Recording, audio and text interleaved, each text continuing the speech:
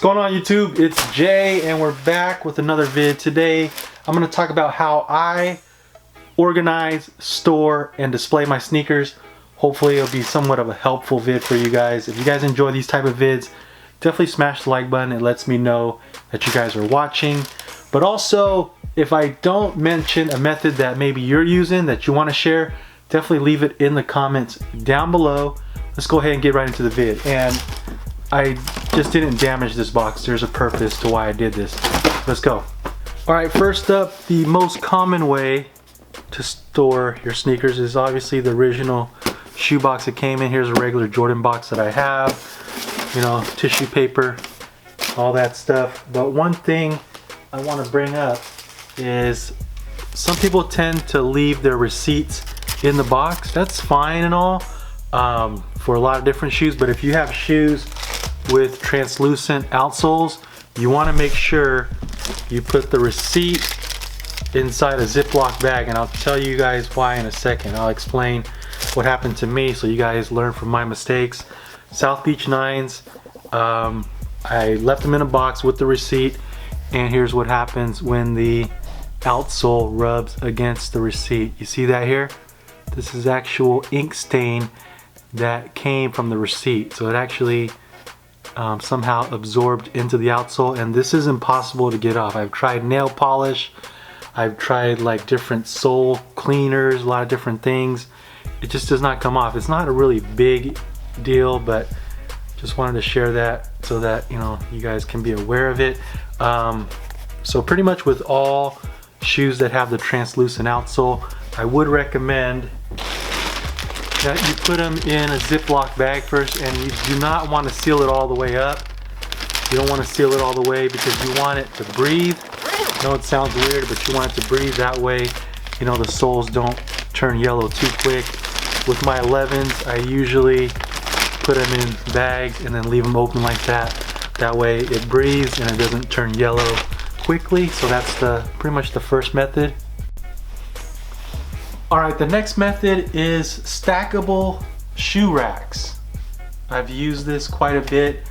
I'm actually changing to another method which I'll show you next, but this method you can store pretty much 3 across, 3 down, so 9 total. You could store 9 sneakers on each rack, and these racks are stackable. There's actually holes on the corners. There's 4 holes, so you can stack more racks.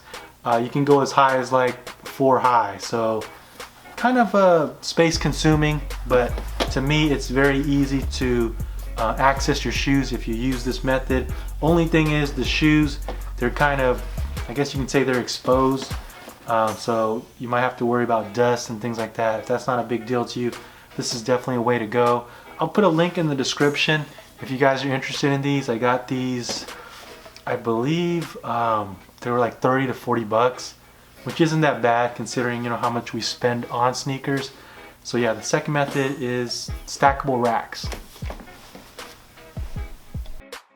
Alright, the last method and my most favorite right now is the drop front containers. I know these are very popular, and rightfully so. I mean, it's a clear box, you put the shoes in there, you can see them, it looks clean. Definitely one of the best ways to organize and display your sneakers.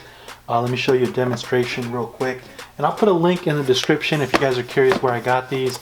I would wait till they go on sale though. They range anywhere from $8 to $10 a piece, and they usually sell them in a pack of 6. So as you can see, I put the South Beach 9s in there just like that. Really nice, really clean, and on top of that, they are stackable, as you can see.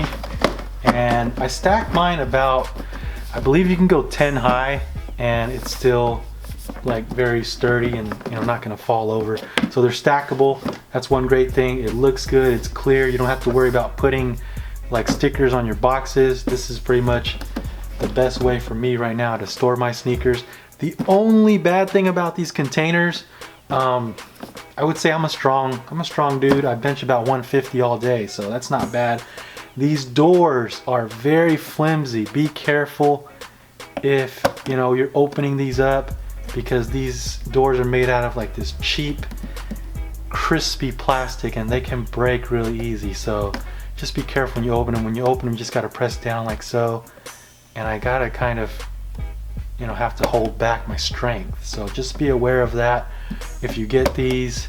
But yeah, this is definitely the way to go. And somebody asked me, what do I do with my sneaker boxes? You know, the actual original boxes, and I'll show you guys that. So here's your regular shoe box, and to save space, what I do is take out the paper first.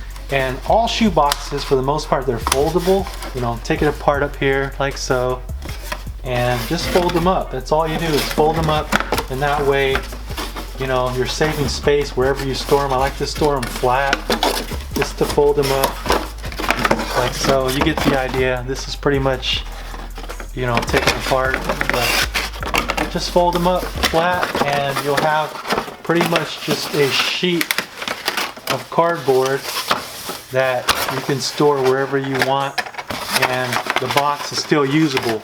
If you want to use the box again, just fold it back up and it'll end up being a box again. So yeah, that's what I do with the boxes, just fold them up like that. You know, if you want, you can leave the paper in there, it's up to you. Alright guys, that's gonna do it for the vid. Thank you for watching. Check me out on Twitter, Instagram, Snaps if you haven't already. Links are down below. And I'll catch you guys on the next vid. Peace.